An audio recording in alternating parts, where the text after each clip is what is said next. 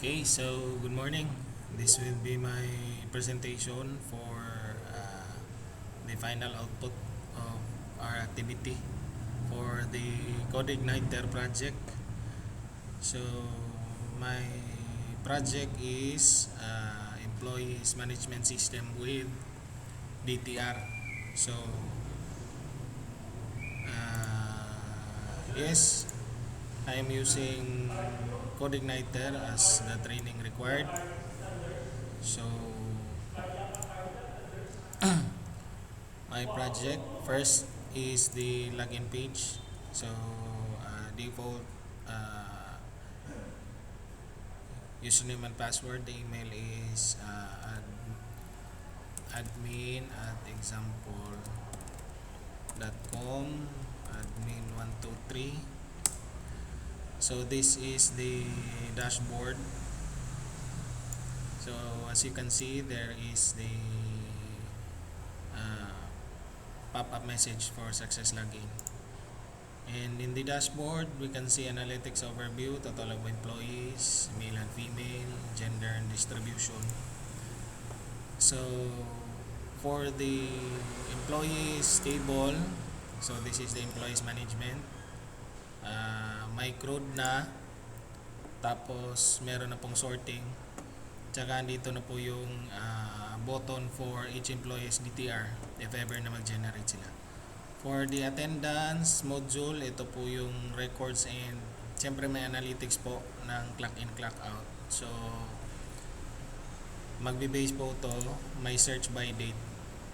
Tapos siyempre kung sa admin, nag-add na lang po ako ng add attendance if ever. Then for the update, sample, hindi nakapag time in, time out, so pwedeng ma-update dito. For the administrator's purpose lang po to. And then, so paano po ang clock in, clock out? Siyempre, log out muna tayo. Dito po tayo sa kiosk. So sa kiosk, mag-i-input lang po tayo ng employee ID.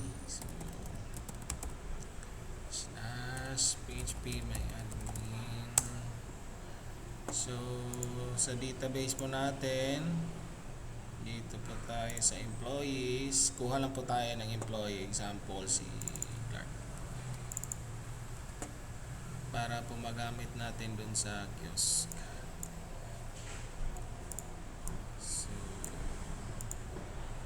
Saan na ba yun?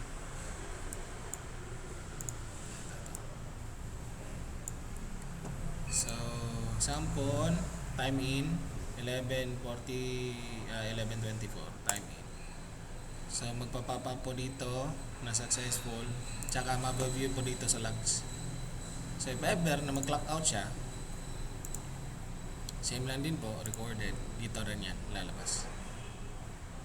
For the administration login po tayo ulit para mas makita natin yung output. Example.com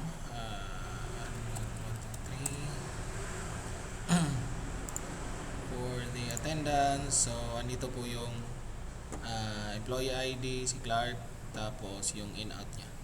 So this time span, pag 7 AM hanggang 12 11:59 pala, 11:59 clock in at saka clock out AM po yan. So from 12 to PM na naman, dito po yan papasok. So mag-change po tayo ng time, change, adjust date and time. So sample, set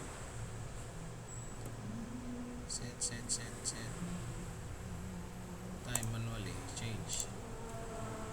Sample, naging 12 na po ito.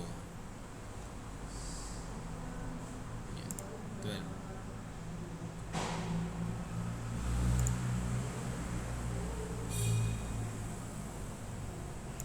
PM, change.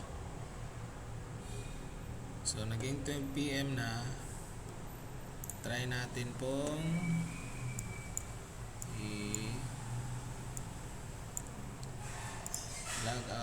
Tapos kiosk tayo, in po si clock.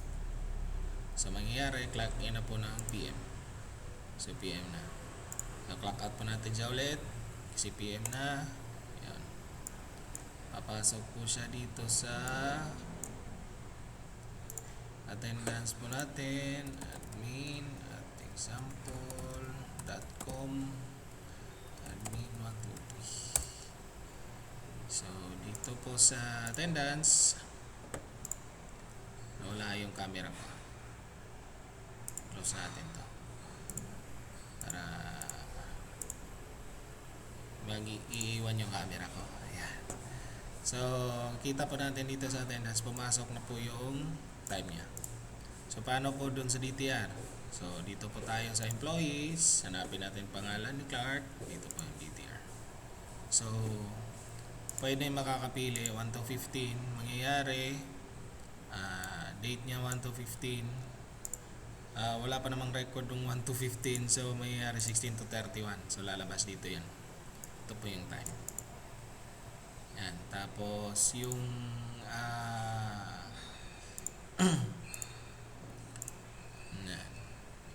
so naka CS form 38 na po yun. So during print po, mangyayari naka default A4. So mapiprint na po niya. Yan po kasi yung layout ng DTR namin. So ginawa rin ko lang po ng ganyan. So that's it po sa video. Again, using po ng CodeIgniter, dito po yung controllers ko. Yan. Tapos yung migration dito rin. Tapos sa models, dito rin po yung mga models. Yan. And then for the views, nandito po. So upload ko na po yung zip file nito sa Google Class. So thank you.